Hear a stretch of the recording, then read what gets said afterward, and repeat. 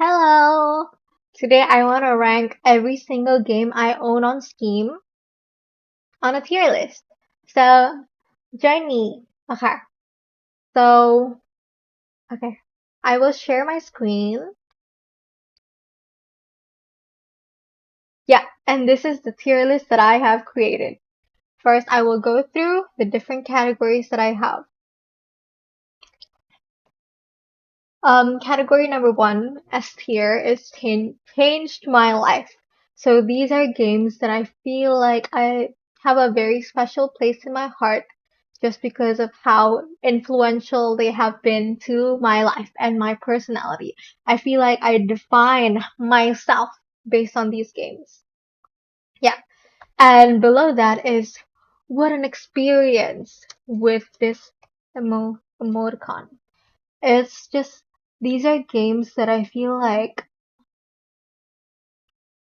I, these are games that I feel like is nothing like anything I've ever played before, and I feel like they're very unforgettable experiences, if that makes sense.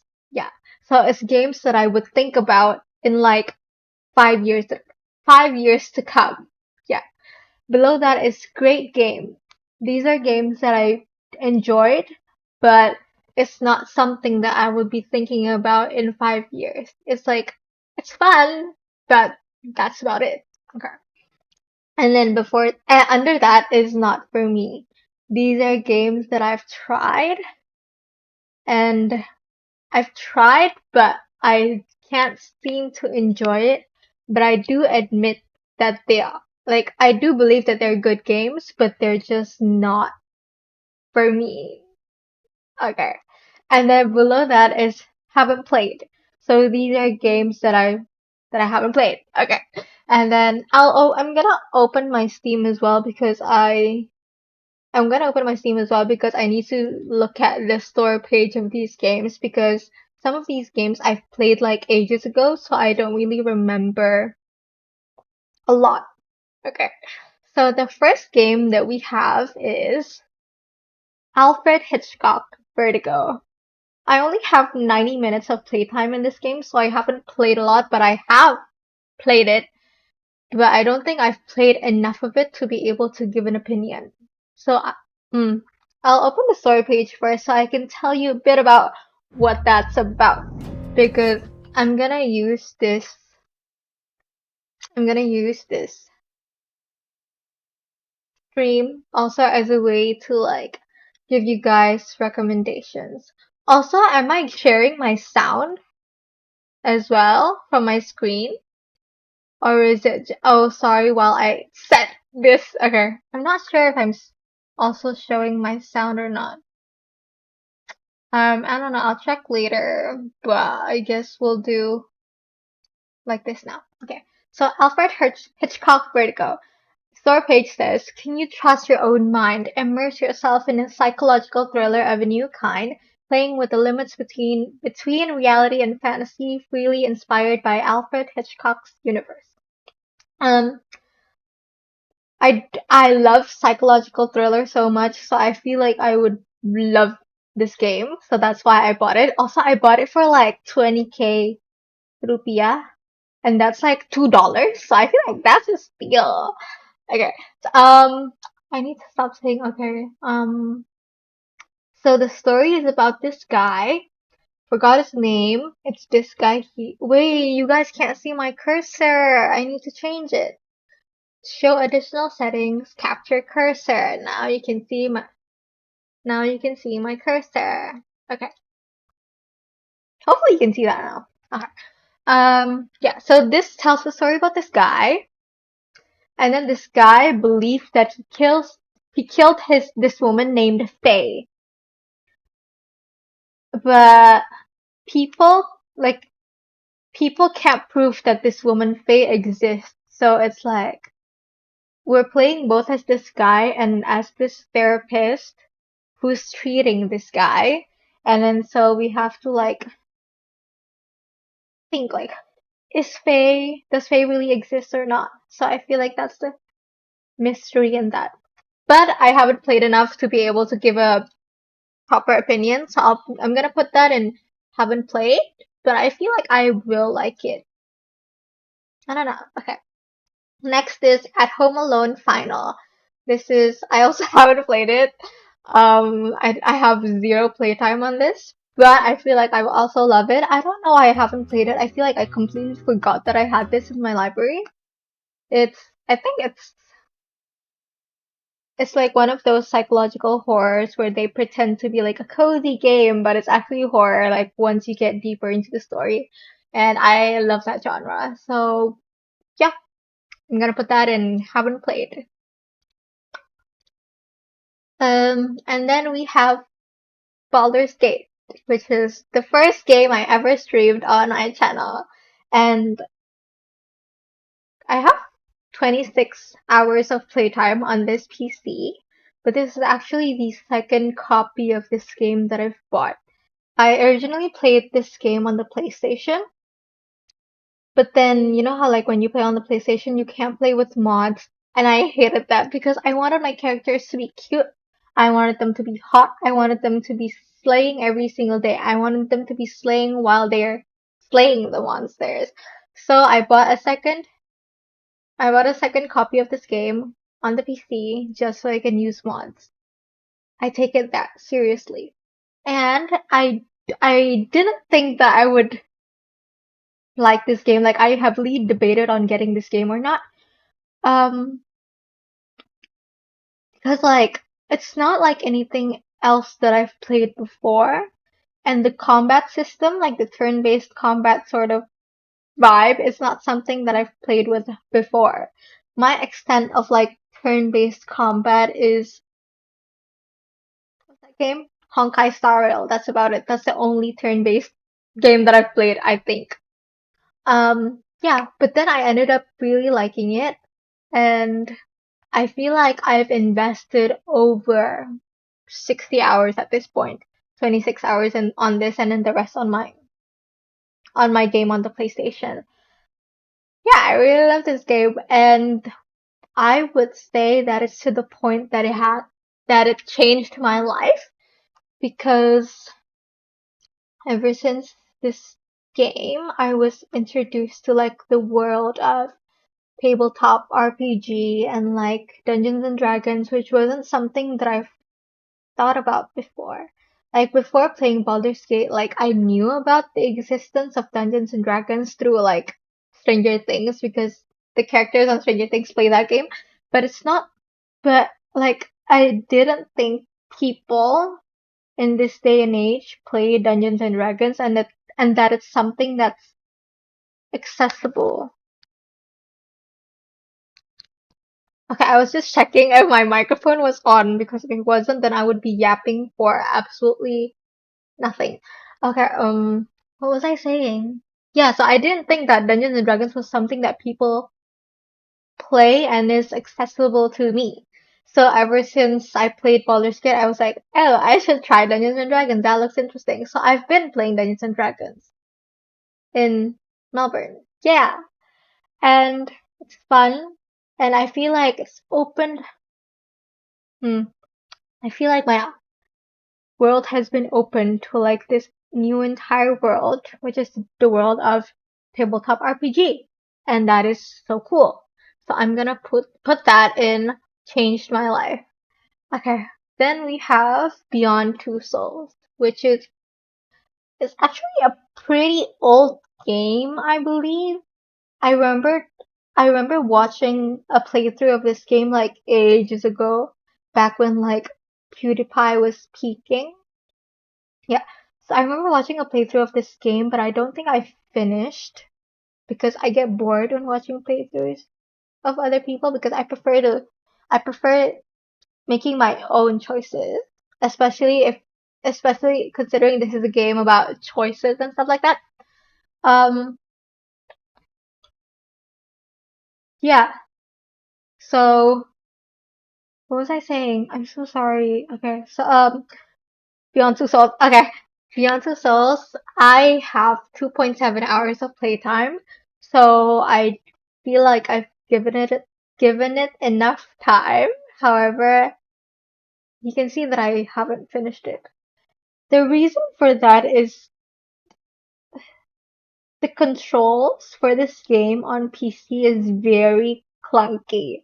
So it like I don't enjoy playing it, not because I hate the story or something like that. I do really like the story. I do like the characters. I do think it's a very cool concept, but the controls make me angry. Like it makes me really, really annoyed. I don't quite remember how why it's clunky, but one thing that I remember is that like this is my mouse. Imagine that this is the surface. Imagine that I want to kick someone, and then the way to kick someone is to make this movement. If I make this movement, it's not gonna register it. I have to go like, I have to yank this mouse for the game to register my movement, and that causes me to like miss my movement and then fail at the combat and then fail at the story. So I feel like that's really annoying to have to replay something knowing that you did it the first time, but the game just doesn't see you doing it.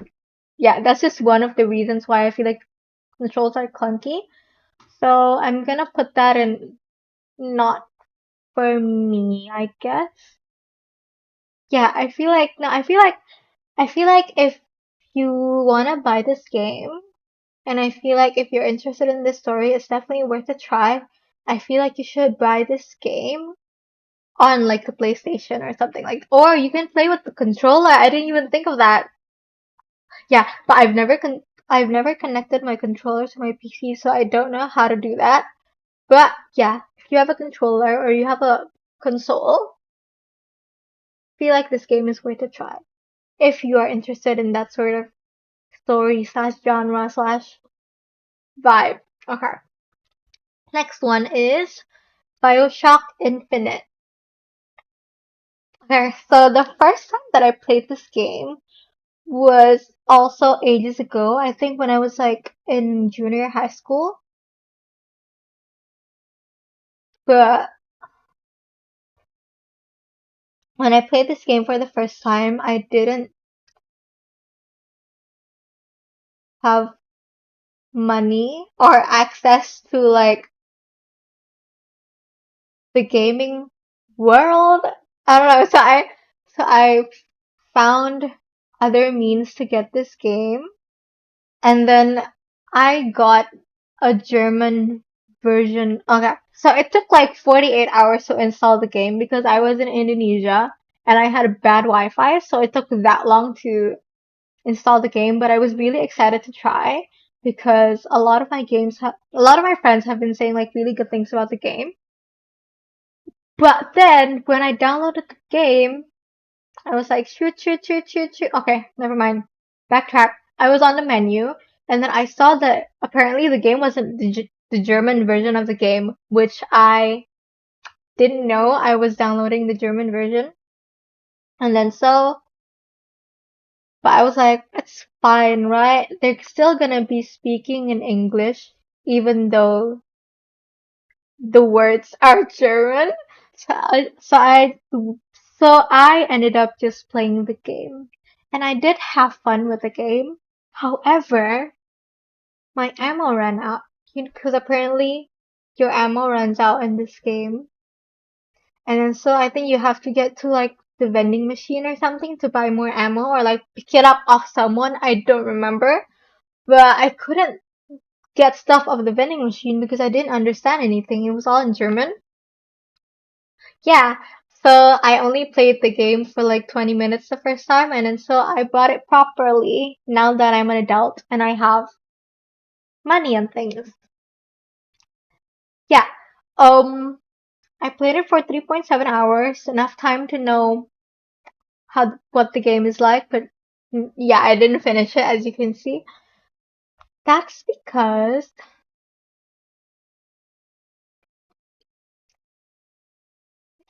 it's just hard for me. I don't think I meant to play shooter game. I meant to play chill and cozy game, I believe. So when I play shooting game, it's like I get annoyed because I'm just so bad at it. Yeah. And then also like I'm really bad at directions and BioShock requires you to like do a lot of like puzzles and walking around and trying to find where you're supposed to go. And I cannot do that. I absolutely cannot. I kept getting lost. So yeah, I don't think it was for me. I don't think it's for me, but I do like the concept of the game. So it's not for me. The next game on the list is Death and Taxes, which I just played this game actually. I last played it July 14, so I kind of my memory of it is still fresh. But also it doesn't take long to complete. I played it for 2.2 hours and I finished one playthrough. I'll open the store page so that I can explain what the game is about. In this game, you play as Grim Reaper. You play as Grim Reaper working an office job where you get like a bunch of papers with like people's faces on it and then like their age and then stuff they've like a brief profile of who they were on Earth. And then you as Grim Reaper has to decide whether you want them, whether you think they should die or they should live. And every single day you get like a quota of like 3 people need to die or like 4 people need to live. So yeah, you follow those rules if you want to decide, and then you have to decide which people you think are worthy of living, or you think, or who you think or who you think should die. Yeah, and I also like the choices you make based on who you think should live or die. It affects like stuff on Earth. So either you like increase levels of like peace or like you increase levels of chaos and then you'll get like a different ending based on your choices.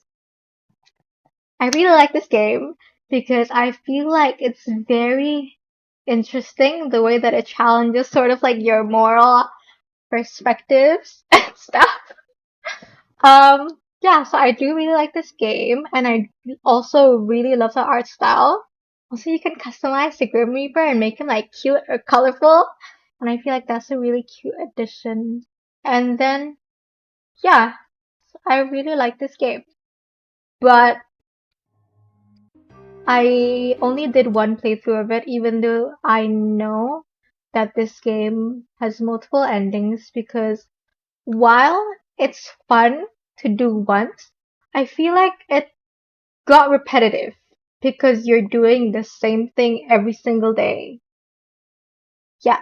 So I'm gonna be putting it in great game. Yeah.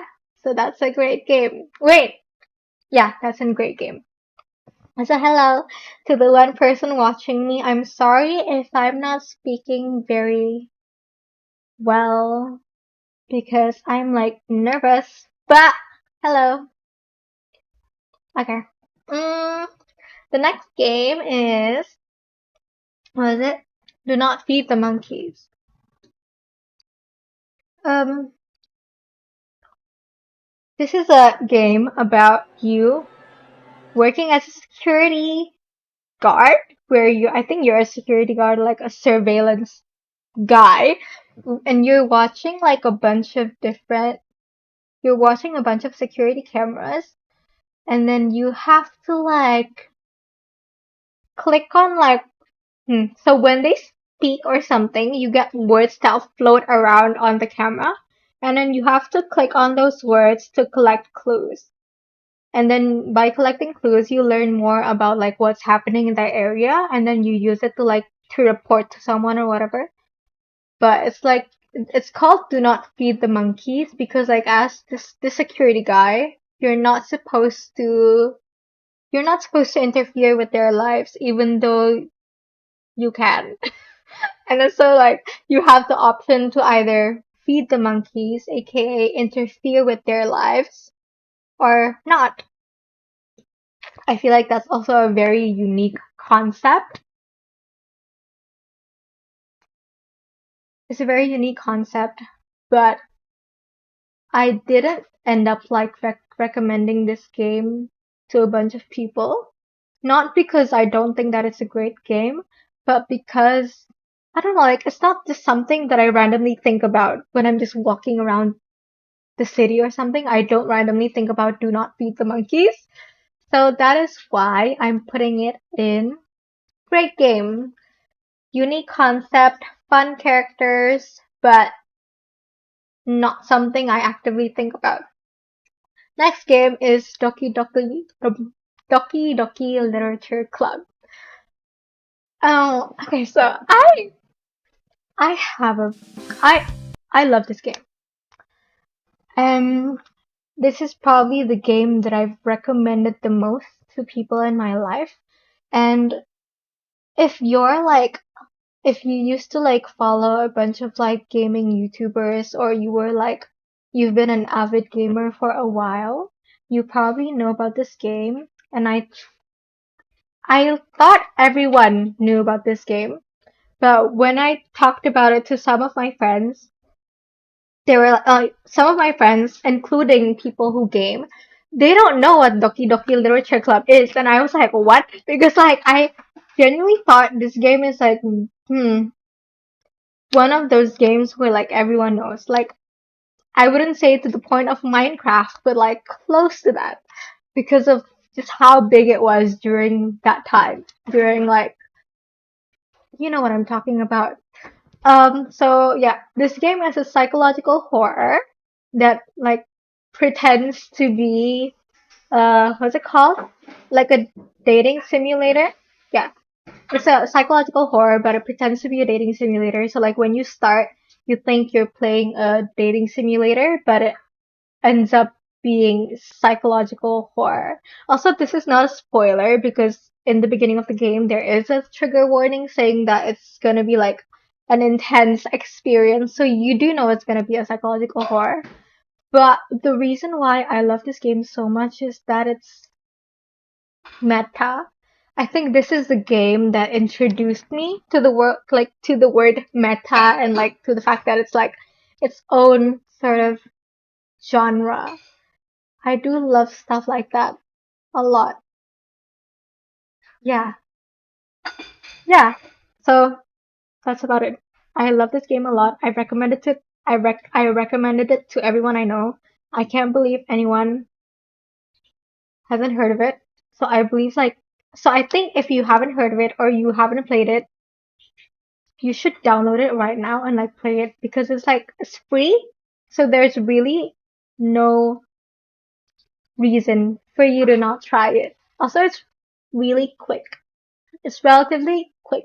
Like I feel you can finish it in like 2 sittings or like 2 days, even one day if you like have a entire full day. Yeah. So I'm putting that in changed my life. I'm putting in changed my life. Next game is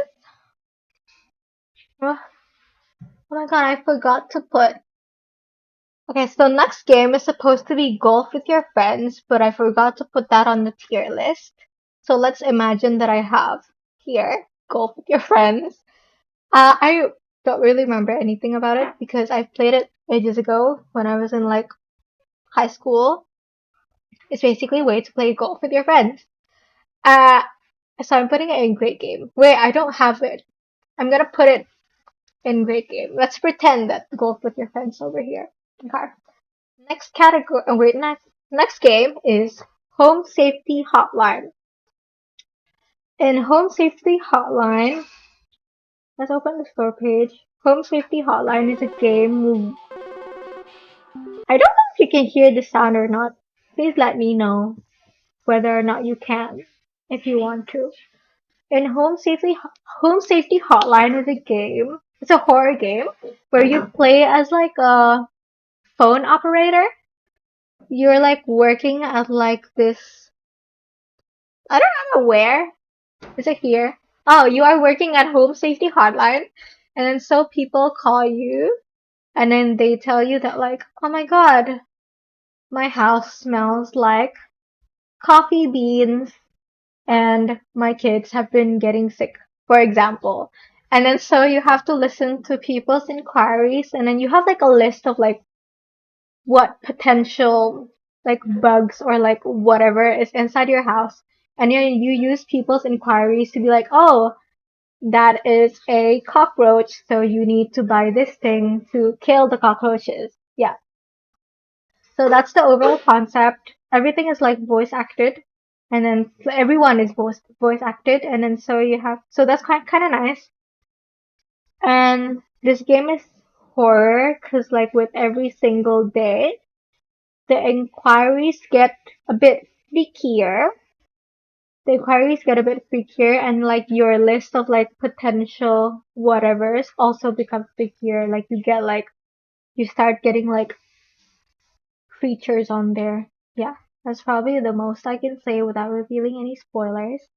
But yeah, I feel like this is fun and unique, so I'm putting it on great game.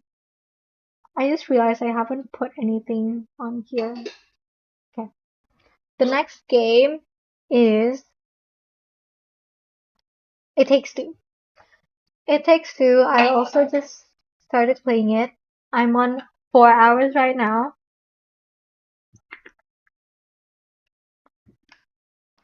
and I really enjoy this game. I think it's a very, I think that's a very well made game because every single level. Okay, so in this game, it's like a game that you have to play co-op. You have to play with another person because every single level you play, every single like mechanic that you, every single obstacle that you encounter, you need the help of another person to be able to get through it.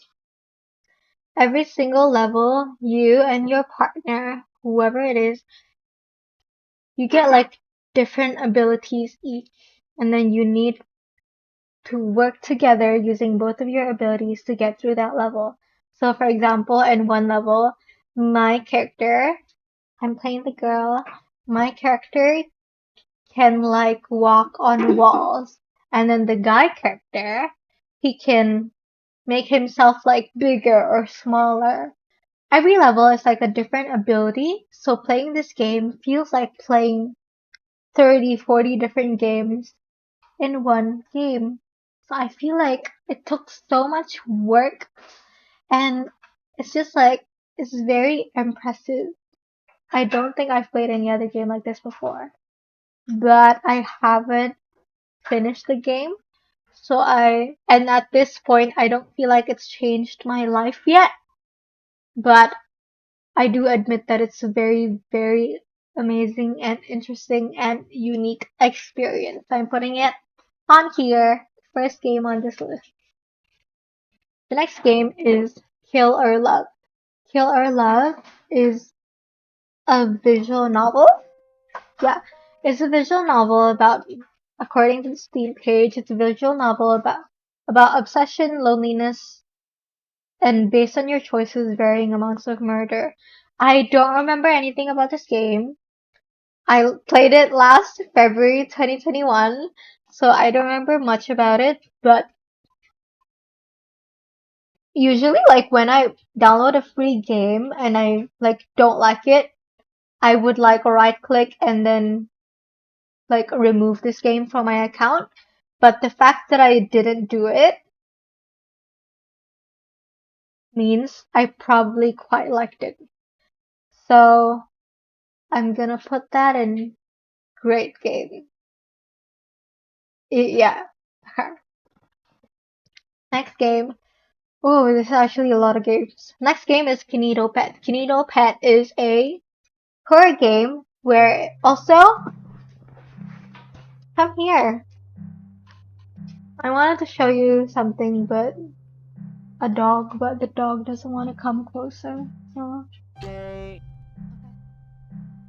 Kinito Pet is a horror game inspired by, I don't remember what this guy is called, but it's like the Clip Friend. Oh, Clip, this guy. Clippy. This game is, okay. This game is a horror game where you like download a friend online that kind of lives in your desktop, and then this guy becomes like increasingly weird and like possessive of you.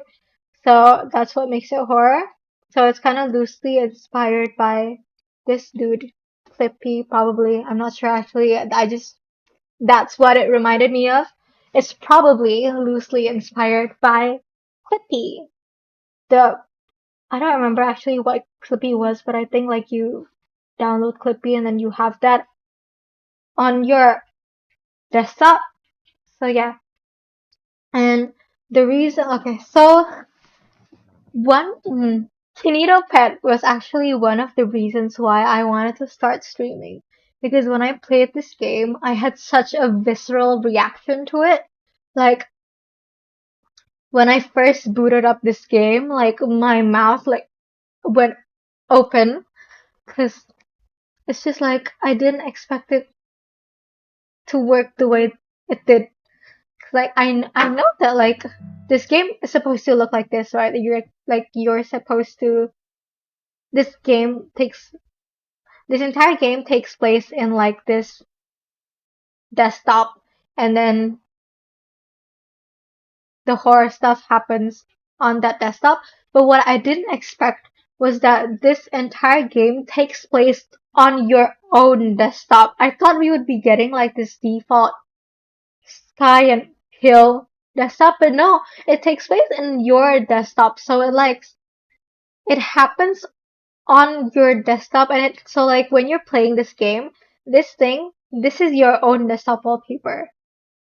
Does that make sense? And then like when you're playing this game, this bottom tab here, that will be all of the apps that you pin to your bottom tab, and then you can actually open up other apps while you're playing this game.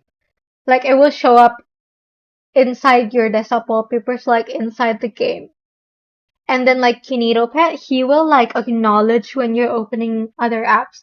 Like for example, in this one scene, I think like he was like singing a song or like drawing something for me. I don't really remember. But like when he was doing that, I like was opening like Spotify or something like that because I was bored. And then he was like, "Did you enjoy the song?" And then he was like, you probably didn't considering you were distracted by other things. So like that's kind of really cool. Yeah. But also the developer of this game is 17 years old. And I feel like that's so crazy because like a lot of time during this game I was like, how did you make that work? You know, like I feel like that's yeah, it's like very meta. That's also why I really like it. Very meta. Very cool. No idea how they coded that. Yeah, so I'm putting it in, ooh, yeah. I'm putting that in, I'm debating between that and here because changed my life because that's what made me want to start streaming. But it's also what an experience because I don't know if it changed my life. Hello, Shannon. Why does it say one viewer if you're here? Because I'm also watching myself from my iPad. Okay, hello, Shannon. Okay. I'm gonna be putting that in what an experience because I don't think it's been long enough for me to be able to tell if it's changed my life or not. Because I recently played this game. I think it says that I last played it June 5. So I don't think it's long enough time for me to know whether or not it's changed my life or that it's shaped. I don't think it's shaped my personality. So I'm putting it in what an experience. Okay. The next game is Left 4 Dead 2, specifically 2. It's a I haven't played this game. I haven't played this game. So I'm putting it in haven't played. And then the next game is oh also never mind. Also Kinito Pet is $8. And so if you have $8 laying around, you should try it because it's worth it. For $8 is worth it. This game is Left on Red, and it's a free game on Steam where it's like set during the COVID time, and then you're playing as a guy who's texting a girl, and then like you partake in their conversations. But it works like okay, this is what the game looks like, yeah. This is what the game looks like.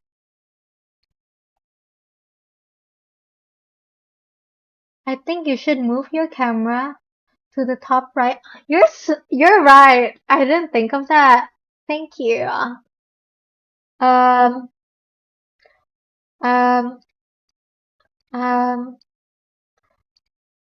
transform, flip horizontal. Now I move the webcam here. Okay. We are now on the right side. The game looks like that. Left on red looks like this. And then so you pick options on what you should reply to this girl. Like this girl texts you, like talking about parasite, and then you get to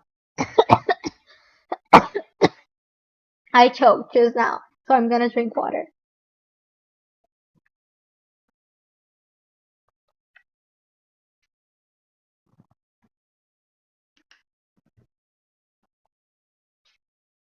Yum yum. Okay.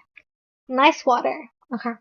And then you get to pick what you want to reply to this girl's text with, and then based on your replies, you will get like a different ending based on like whether you and this girl become like together in a relationship or you don't. But the way this game works is that it's like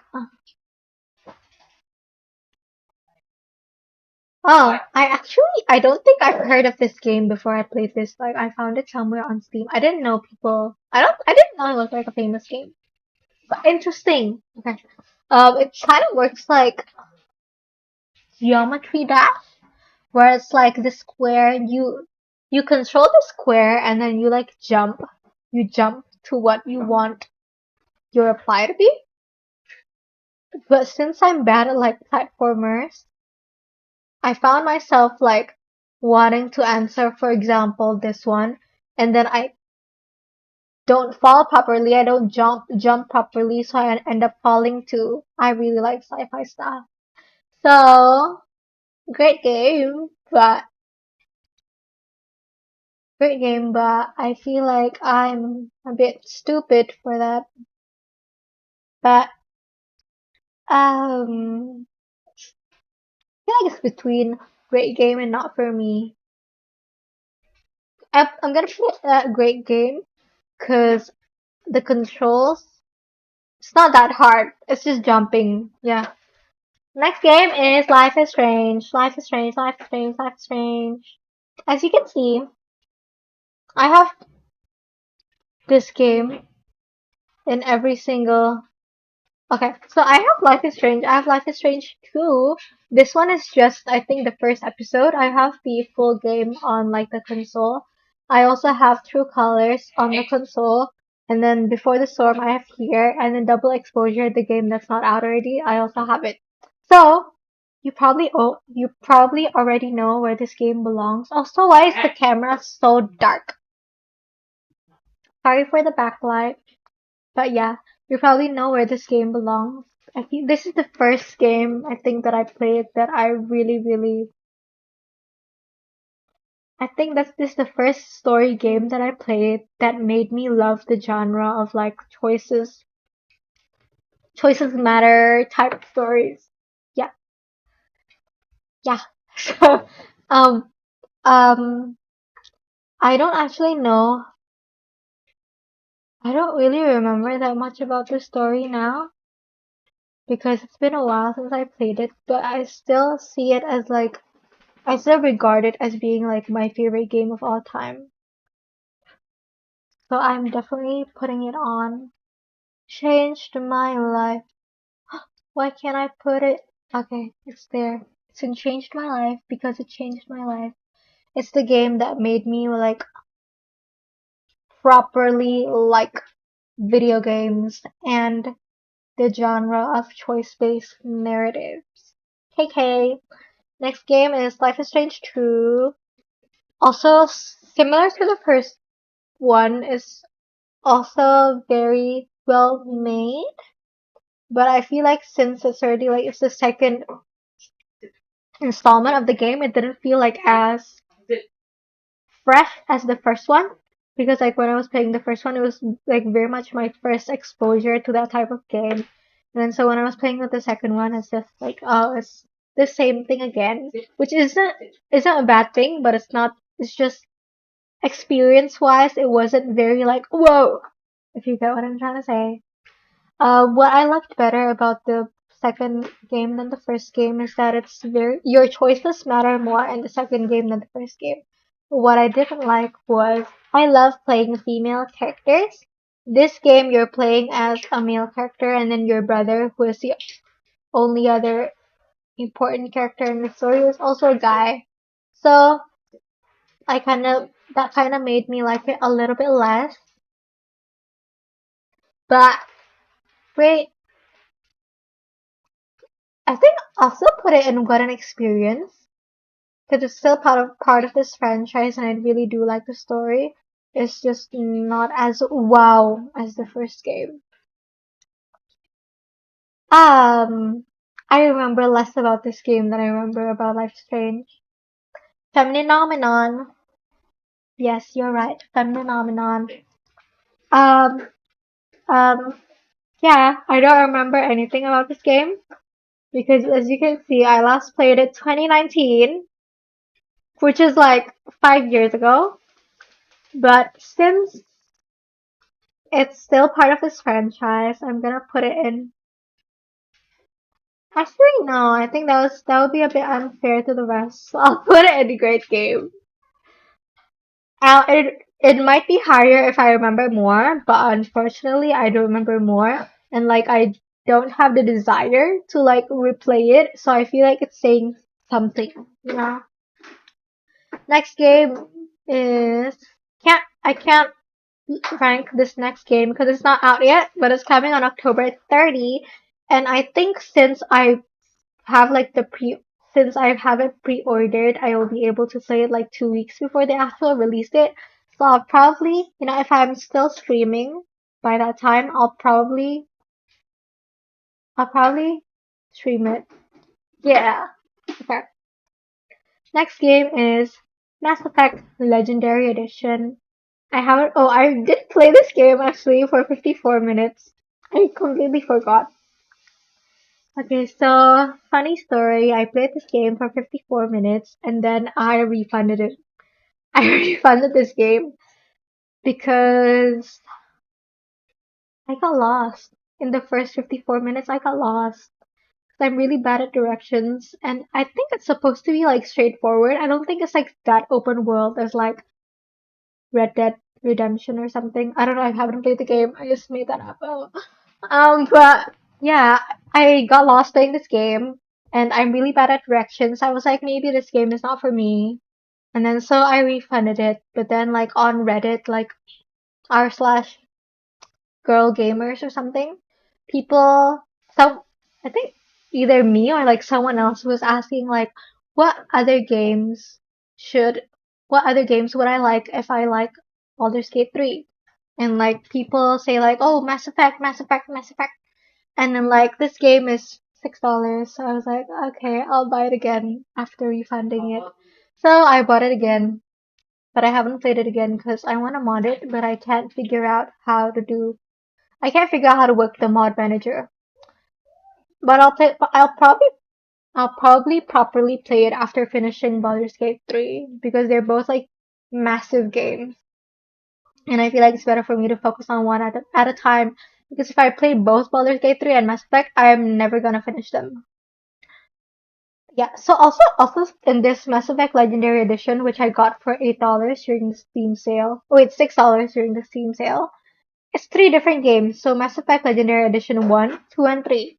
Three games for $8? That is amazing. Okay. Mass Effect haven't played. Missed Messages. It's a game by Angela He. Angela Hey. Not sure how to pronounce her name, but she's a indie developer, I think solo developer, and she makes her own games. And then most of her games, I'm saying most because like I don't remember every single game that she has, but most of the games that she makes is lesbian. So that is amazing. And I really, really, really, really, really love her art style. I love her art style. This is so cool. It's like, it looks kind of like watercolory. Yeah, it kind of looks watercolory. Let me check actually. What other games does Angela he have? Because I feel like I've played another one of her games.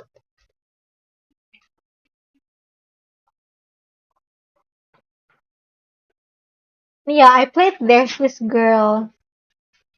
Shannon Hundier is saying, I was about to ask you to try that game because I played the Missed Messages and New Life too. It's a lesbian game, so I probably already played it. Watercolory and sketch. Yes, watercolory and sketch. Yeah, I think I played this game too. This game on New Life and also what was that one? Missed Messages. And I liked all three of them, but I feel like they're a bit short for me to have like a big opinion about it. I do really like it still. I really like it still, but it's not something that like I think about regularly after playing it. Hello to my third viewer.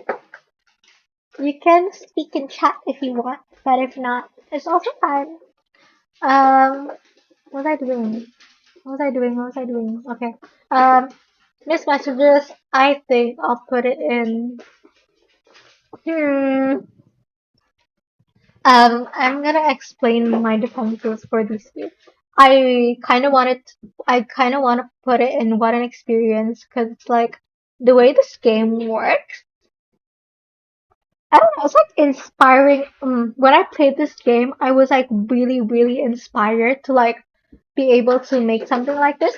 So I kind of want to put it in what an experience just because it's very like inspiring. But also, I don't think about it regularly. So I'm gonna put it in what an experience because it's lesbian. Wait, yeah, it is lesbian. Slay. Okay. Next game is Needy Streamer Overload. I got this for $2 during the stream. I don't know if you can hear that, but that was very loud. Needy Streamer Overload, $2 on on the Steam sale. And this is a psychological horror game where you're playing as like a okay. The main character of this game is the streamer who I forgot the name of. Oh, you can hear it. Yeah. I was confused, like because I didn't set anything during when I was screen sharing, so I didn't know if I don't know if it will get my voice. I don't know whether it would get the sound from my PC or not. That's what I'm trying to say. Okay, the main character of this game is this girl who's trying to be a streamer, and then your role is you're like kind of sort of her boyfriend, I think, but also like the moderator for her stream. So like you get to like, so this is like what you see when she streams. I'm gonna drink water.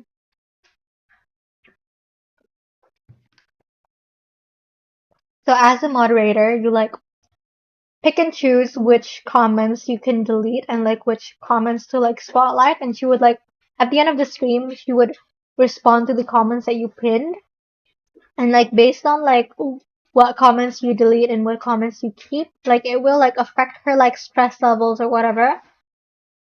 And then yeah, so she has like a bunch of like stuff that you need to like pay attention to, like stress, affection, and mental darkness.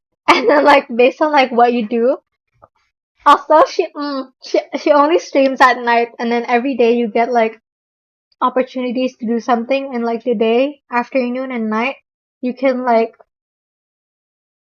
go with her to like the park or something, or you can see over here like you can tell her to sleep, you can hang out with her, you can tell her to go to the internet, and like what you tell her to do, during like the day and noon, and like also what you do during the stream, it will like affect her stress, affection, and like mental darkness. And her like numbers here will affect what ending you get. Like either she becomes a very successful streamer and like you're like still in a relationship with her, or like she becomes a very successful streamer but like she cheats on you with someone, for example. So yeah, I feel like that's very cool because I've never played a game like this before, but I feel like what I didn't like about this game, it's not that I don't like this aspect, but I feel like it's something that made me didn't love it, was it's very like their personalities are very like, I don't know what the word is, like their personalities are very like surface level. I don't know what the word is, but like they're very shallow. Like she's the way that she is because she's like probably insane. That's like what it comes down to. So not like very it's not something that I feel is very profound, if that makes sense. So I'm gonna put that in great game because it is a great game.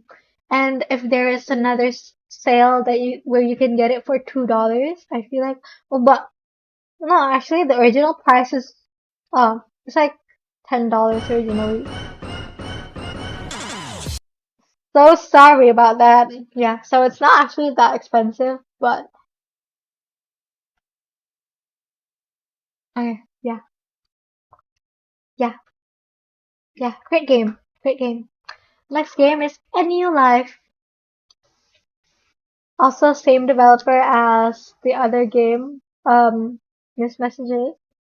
Um, also lesbian, but I think similarly to like Life is Strange 2. The experience didn't feel as amazing to me because like it works the same way as Messages does. So like Miss Messages like inspired me when I was like playing it because I was like, oh, I want to be able to make a game like this that worked like this. But then like when I was playing A New Life, like it works the exact same way. So it didn't have like a profound impact on me. But but it's still lesbian. So okay, I'm gonna put it in great game. Oh, I forgot to tell you what the game is about. This game is that, about this. Um, I kind of like misinterpreted this description because I thought it was about like when your loved one like cheats on you, what do you do? And it's like a story about like moving on, but it's not. You have to play it to find out because I don't want to spoil anything, but it's not about that. Yeah. And then the next one is The Past Within, which is a co-op game like it is a co-op game where you do have to play with another person. It's like a puzzle game though. So like one of you plays the game in like the past and like another one of you plays the game in the future. So like whichever one of you plays the future version, like your game will look like this. But if you're playing like the past version of it, your game will look like that. Yeah. And then basically like this game is about like communication because like you can't see your partner's screen and your partner can't see your screen. So you have to like describe what you're seeing on your screen to your partner, and then like what information you have on your screen is what your partner would need to be able to solve their puzzle. And the information that they have on their screen is what you would need to solve your puzzles. Yeah. And it can get kind of frustrating if you or your partner is like bad at communicating what you're seeing. But it's really fun to do. It's kind of like an online escape room kind of vibe. Yeah, I'm gonna put that in great game. Cause like it is it's fun to do the first time, but like I feel like It Takes Two like is something that even though I've played through once, I would play again with someone else, but I wouldn't play The Past Within again with someone else. Uh, this one is I just added it to my library like yesterday, I think. It's apparently a short and spooky adventure game about the dangers of renting a house in an unknown place, which sounds very cool and interesting, very up my alley, but I haven't played it. So, putting it here. The next game is Road 96, where you're playing like a little, not a little person, you're playing a person, and then you're playing a person, and then you have to get to like the borders of Mexico or something to like run away or something, and then you have to like hitchhike. You have to hitchhike to get a ride closer and closer to the borders. And then so it's like you meet a different person every time you hitchhike. And it's like very different characters. And like with every car you get into, it's like a different sort of mini game. And I've only played it for 40 minutes, so I've only hitchhiked like 3 times. But the games have been very, very different. And so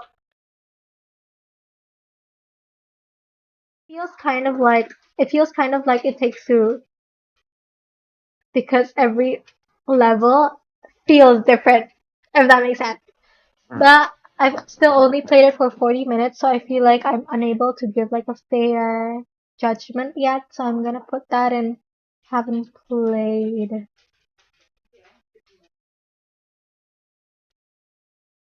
Shannon Handier is saying you should try Never Split the Party, Pickle Park, and 60 Seconds Reatomize.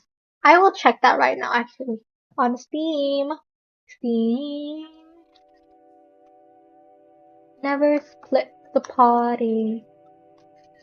Oh, it's free! Oh. Oh. Never Split the Party is an ultra-social roguelike.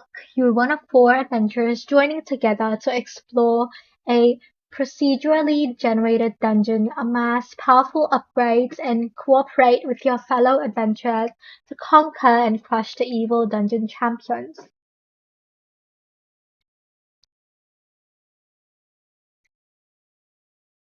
Uh, it looks confusing. I don't know, I feel like roguelike games are not my vibe because they look very, very confusing. And like, I don't like when the characters are like small, you know? Like when I'm playing like shooter games, for example, I don't like League of Legends because the characters are like tiny and you see them from like sort of like a top view. But I like Valorant because the characters are huge and then you can see their pretty, pretty faces. Um, I'm gonna see Pico. I think I've seen people play Pico Park.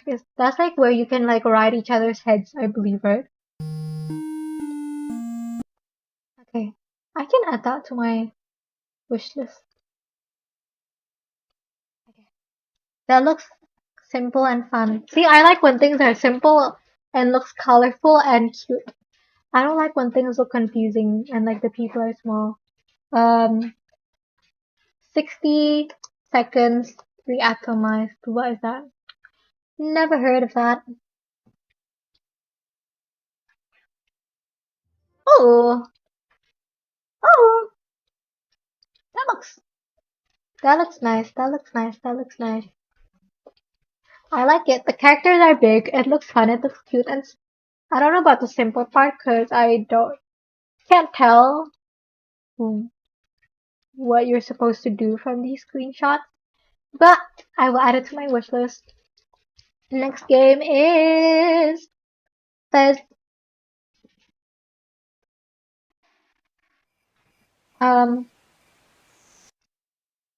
oh, what is that character? This character looks like Pantol. Do you know what pentol is? No, not that. Pentol meme.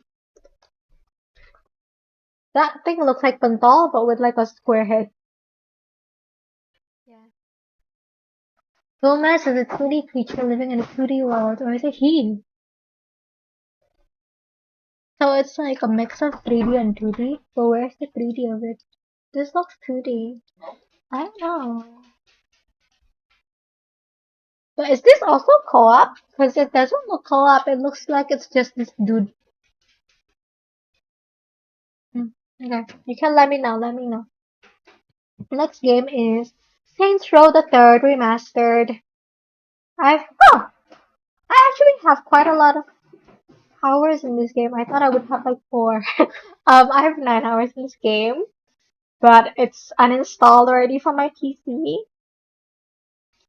So you can, oh, it's still Pantol. Yeah, it's already uninstalled from my PC after 9 hours, so you can see that I have never completed this game. It's like very fun in the beginning because with the remastered version, it was really cheap. I think I don't remember the price, but it was really cheap, and you get this full game and then also all of the DLCs. So even like in the beginning of the game, you would have access to a lot of like the cute cars and like cute outfits already because you have the DLC. And so I found that fun because I like playing dress up even in like games like these. But it got harder. There's like in this game it's like um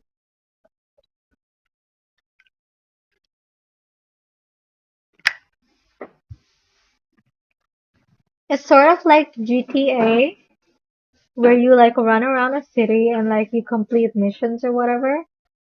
Kind of like Cyberpunk as 3080. well.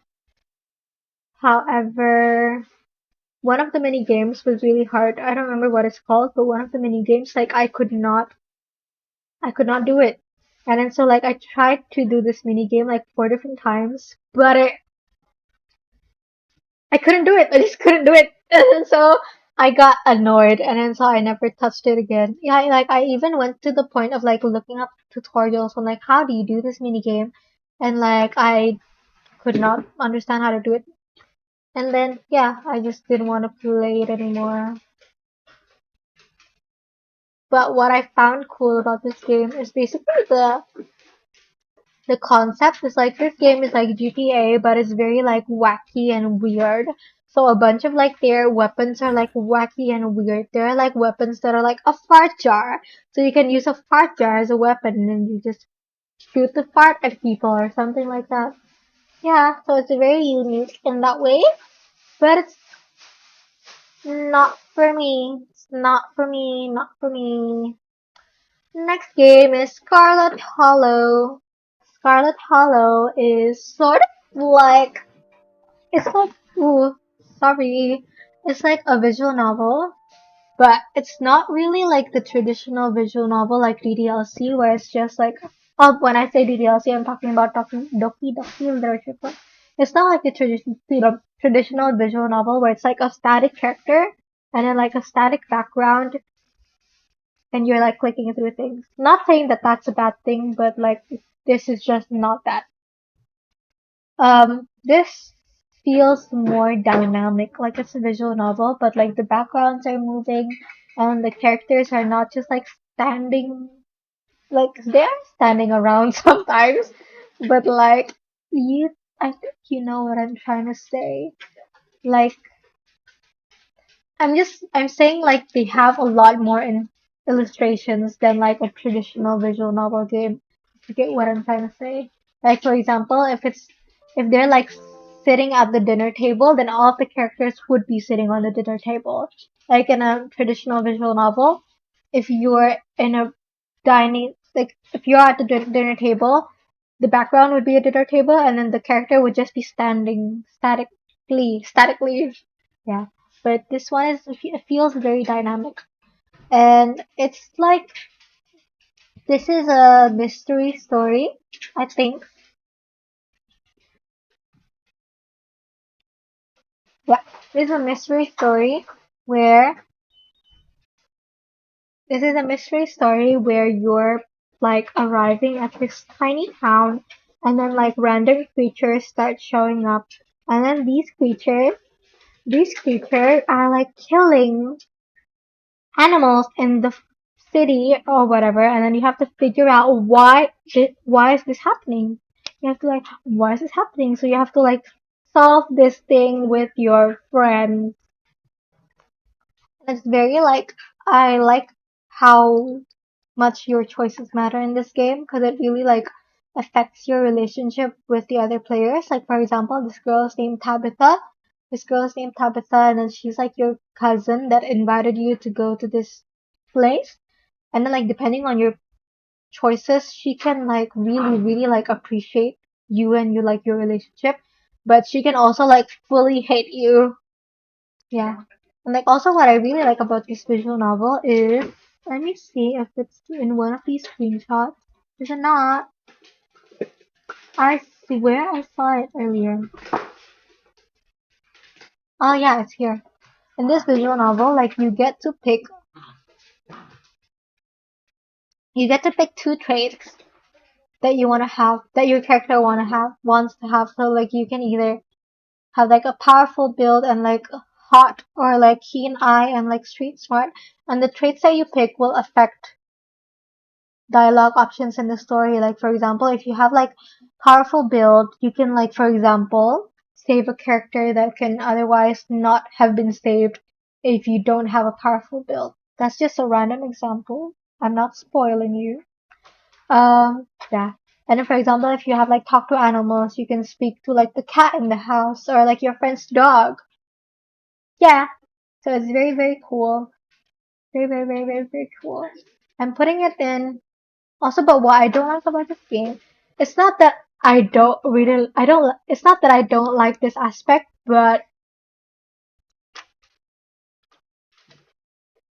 um, I mean, like technically I bought it in early access, so it makes sense. But basically, episodes. This game releases in episodes, so like when I played it, they haven't released the last episode yet, so I don't know how the story ends. But I think like the previous episode was released like I think last year or something, or like 2 years ago, and then the next episode is not gonna release until like next year. So like it's a pretty long wait. So if you cannot be patient, then probably don't buy the game in early access. Probably buy the game when it's already fully out. The next game is Scribblenauts Unlimited, which is a game that I've played ages ago when I was like maybe in like elementary school. It's a it was pretty big back then. It's like a sandbox game where you are playing as this guy named Maxwell, and then like you're in this city, and like you see NPCs in this town have different problems. Like, for example, someone's cat is stuck on a tree, or like someone is sad and needs entertainment. And then so you create. Maxwell has like a notepad where when you write anything on the notepad, it will spawn that item to life. So it will spawn that item to life. So you use this notepad to solve people's problems. And I feel like this game would be really fun if you're a creative person, but I feel like I'm not creative enough in stuff like this because this game is made for kids. So like one of the one of the problems is that this house is infested with cockroaches. And since this game is for kids, the obvious answer would be like to get an exterminator or something. So if you're not a creative adult, this game is probably not fun to you because it's gonna seem really easy. It's gonna seem really easy, and like the solutions are very obvious. Bug infested house, exterminator. A person needing entertainment, you get them like a violinist or something. But if you're like a creative person, then if you're a creative person, then if you're a creative person, that is gonna be fun for you because like you get to think of probably like the weirdest solutions to these problems. Yeah, yeah, okay. So, I forgot. I forgot to put them. I'm putting Scarlet Hollow in What an Experience, and I'm putting Scribblenauts Unlimited in Great Game. It was in What an Experience the first time I played it, but it's in Great Game now because I feel like it's boring to play as an adult if you're not creative enough. I need to pee. I need to pee. So I'm. Grab back.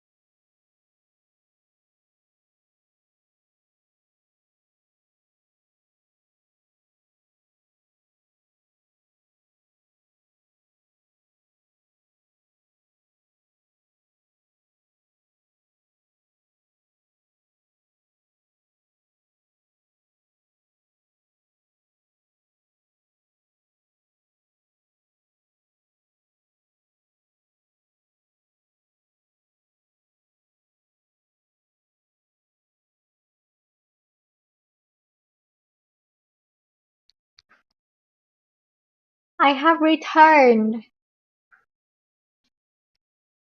And the next game is Slay the Princess. Slay the Princess is um Slay the Princess is a horror game where you're playing a guy. Oh wait, no, a guy. You're playing like a kind of guy. You're playing like a guy, and then basically this narrator is telling you that you have a job, and your job is to slay the princess, like kill the princess. And then that's basically it. Like you have a job to slay the princess, and you can choose whether or not you want to follow that or not. And then it's something that you have to play because I can't really say anything without spoiling it to you. But this is a really great game. It's a really well written and really well made visual novel. Yeah, I can't really say anything else without spoiling you. I'm putting it in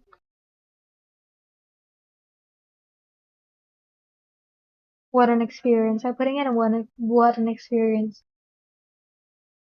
Um, Next game is Song of Farka. Song of Farka is about you being a hacker and you need to. This is the lady that you're playing, Isabella Song. You're playing as a hacker and then people hire you. People hire you.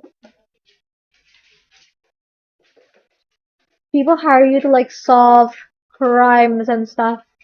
So the whole game you're like on house arrest because you did something which I forgot what, but the whole game is set in your apartment and then you're doing the and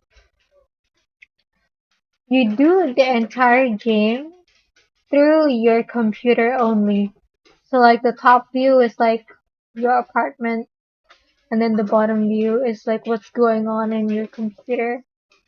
So the whole game takes place in your apartment and you click on things to solve these crimes and hack into things.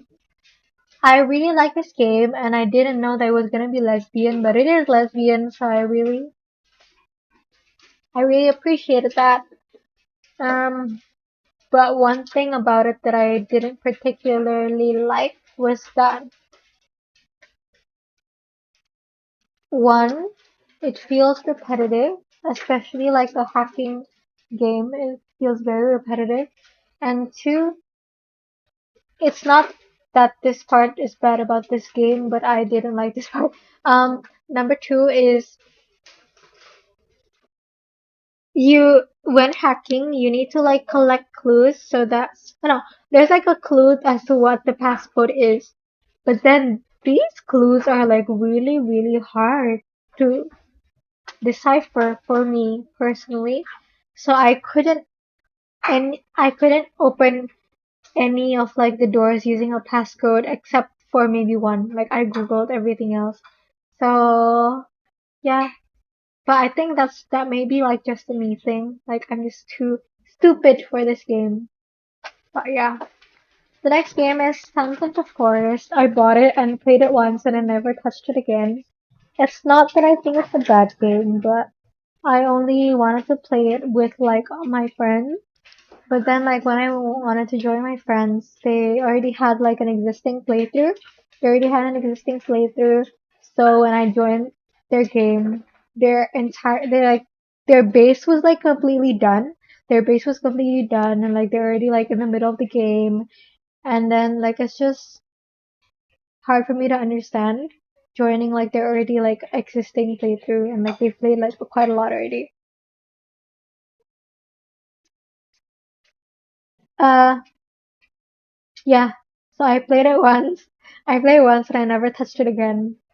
Shannon Handiar is saying, I want this game. Oh my god. Shannon Handiar is saying, I want this game. So if you want this game, you can borrow my Steam account. Wait, no, not borrow my Steam account, but do the family sharing thing on my Steam account. Because I'm not playing this game again. Not, yeah, unless like I find someone to play it with, I'm probably not gonna play it again. Because I think it's gonna be like really hard to play alone. Yeah, and like really hard and like really stressful. Because I don't want to survive in the woods by myself. You get me? Okay. So we are putting that. Oh, I forgot to put Song of Farka. Song of Farka I'm putting in Great Game. Sons of the Forest I'm putting it in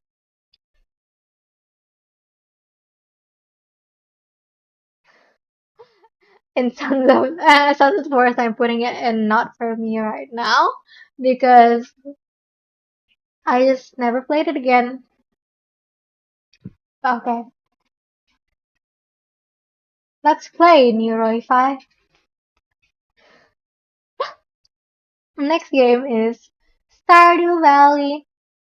I played this game for like 2 times for 8 hours and then I never touched it again because I'm really bad at directions. I'm really bad at directions. So like when I played it the first time, I played it alone, right? And I played it alone. I kept getting lost when trying to get back home because I couldn't figure out how to go home. I couldn't figure out how to go home, and then so I kept passing out in the middle of the road, and then so the person has to pick me up, and then I have to pay money. And then so I got stressed and I didn't touch it again.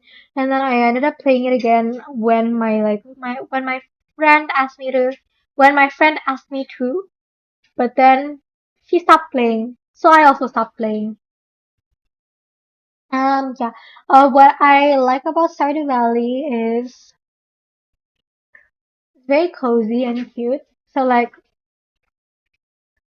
when you think about it, it's very much the type of game that I like because I love The Sims. I love cute and cozy games. So I would have thought I would like Stardew Valley.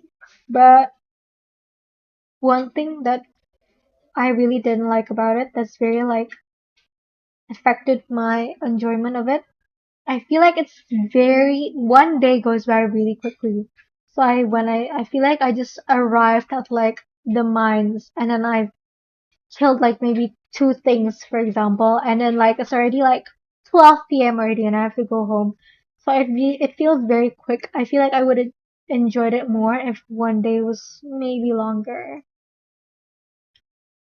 I'm putting it in not for me, but because by playing this game I figured out that farming games wasn't my type of game.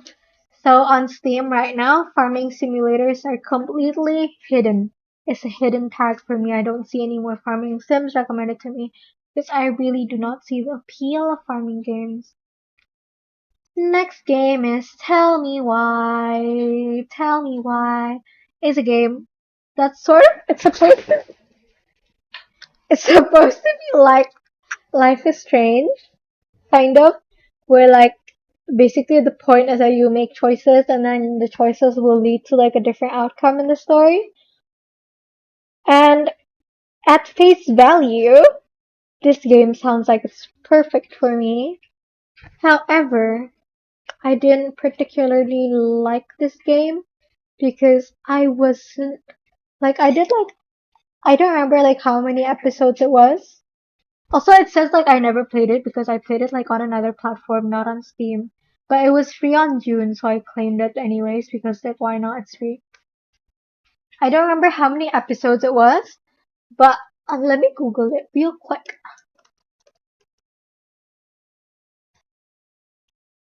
So it's 3 episodes. I think I played up to 2 episodes, and then like I completely forgot about it, and I never did like the third episode. So that kind of shows like how like the story didn't really draw me in, cause yeah, I never like I already did 2 episodes already, and like it still wasn't like something that I wanted to like I really want to know how the story ends. Like I didn't feel that way. Yeah, so I'm putting it in. Unfortunately, not for me. It's a bit too it's a bit too drama for my liking. It's more like emotional. It's more like to the drama of like their relationship, the relationship of like the two siblings and like their like parents than it is about like the mystery or like whatever. So it's yeah, I don't like when stories are leaning more into the drama. Also, I forgot to tell you what this game is about. Oh my god. Never mind, it doesn't work. Yeah, I think this game is about something to do with their family, a mystery that they have to solve or something. And then like these two people are like siblings, maybe twins, maybe siblings, don't remember. But they have like telepathy. Yeah. So it's very much like Life is Strange in the way that they have like their own superpowers and then there's like a mystery to solve in this like tiny town. The next game is This Bed We Made, which my friend bought for me. Um, yeah. I really like this game. I finished it in 5 hours, so it's not very long, but I didn't know that this game would be lesbian. I didn't know that this game would be lesbian. It's you're playing as like a maid in like the 1950s. You're playing as a maid in a hotel in the 1950s, and then you're able to like snoop into people's belongings, and then like the inciting incident of this game is that you go into this person's house, and then apparently like this person, I mean like the hotel guest, or whatever. It's like stalking you, and then this hotel guest has like photos of you in his apartment, and then so you like snoop into people's stuff to like solve like mysteries or whatever. I really like this game because I one of the reasons why I really loved it was the art style. Oh, that was loud. The art style is really gorgeous. Like it looks very like smooth. Like this their skin. I don't like the models look very smooth, but also like I love the overall vibe because it's more like vibrant. It's very vibrant. It feels very warm, which I really like. And I also like how it's only set in this one apartment because as you know, I'm very bad with directions. So when I'm limited in where I can and cannot go, I love that. I love that. I absolutely love that. And I also like how it's I like how it's Willowa because like it's Willowa representation in like the 1950s. So it's very like it addresses stuff like homophobia because it's set in like the 1950s. So it's very fun. It's very cool. I like that. But also something that no, yeah, very fun, very cool, very Willowa. And then the next one is, ooh, I haven't. This bed we made is getting a what an experience. What an experience. And then the next game is We Become What We Behold. It's a very small game. I literally played it for 5 minutes, but that's already the entire game. It's very fast. It's like a tiny game about like the harms of I don't really remember what it's about, but it's like I think a game about like following the trend or something. And like basically it's like social commentary saying that like it's basically not a good thing for you to be like following the crowd all the time.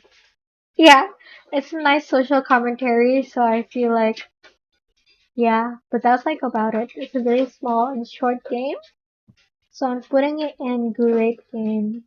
I mean, it's free though. It's free though, so like you should definitely try it. Then the next and last game is The Wolf Among Us. The Wolf Among Us is a telltale game. It's a telltale game about like a world in which all of the people that were like characters in like okay. So you know how like there are many characters in fairy tales, right? So these characters are have been banished to this world, and then now the Wolf Among Us is set in this world, and we're playing as this detective who is based no this detective, which is basically the big bad wolf from the fairy tales. And then there's like a serial killing happening at this town. Oh, it's called Stable Town. So there's a serial killer at Stable Town. So this detective, aka the Big Bad Wolf, needs to solve who has been killing these people. And then so you meet all of these other characters, and then we have like Beauty and the Beast. We have like Snow White. We have like Ariel, like the Little Mermaid. So it's very it's very interesting if you are a fellow enjoyer of like fairy tales when you were a kid, because like you're seeing these characters again in a much like darker manner. I really like the story as well, but let me check actually. Um, Telltale Wolf Among Us release date. So this game was released in 2013. The story ended in a cliffhanger. The story ended in a cliffhanger, and then they said that there would be a. They said like I think in the past few years that there would be a sequel coming soon. They said it was expected. They said it would release this year, but I think since that announcement, like we haven't heard anything about that yet. So I don't know if the sequel is for real coming. So I guess that's like a flaw in that game. it ended in a cliffhanger, but then we don't know if there's going to be a continuation. So I'm putting that in great game. But also, I played another Telltale game, which was the Telltale Walking Dead, which was what made me fall in love with this genre as well. Like along with Life is Strange, it was one of the games that introduced me to the genre of like choices matter games. And so Telltale Walking Dead I played actually like ages ago when it first released, like on the iPad, like when I had an iPad as a kid. But then I was I was literally a kid, so I didn't have money to buy my own games, and so I only played the first episode and I never touched it again until last year when I bought the game on like the PlayStation and then I had the chance to actually play the full game from like the first game to the last installment. And that's the only game that has made me cry. So if I made one for Telltale Walking Dead, I would put that and changed my life. So yeah, that is all the games in my Steam account, and this is the finished tier list. That changed my life. We have Baldur's Gate, DDLC, and Life is Strange. What an experience. We have It Takes Two, Tornado Pet, Life is Strange 2, Missed Messages, Scarlet Hollows, Little Princess, and This Bed We Made. And then with Great Game, we have all of that. Not for me, we have all of that. Haven't played, we have all of that, but I'll probably play this game sometime in the future. Don't know if I will stream it or not, but why not? I might be streaming them. But yeah, bye bye everyone. Yeah, yeah. Goodbye. Thanks for watching. Thank you, Shannon Handier. Thank you, Nuraifi. Thank you, Shani. Goodbye.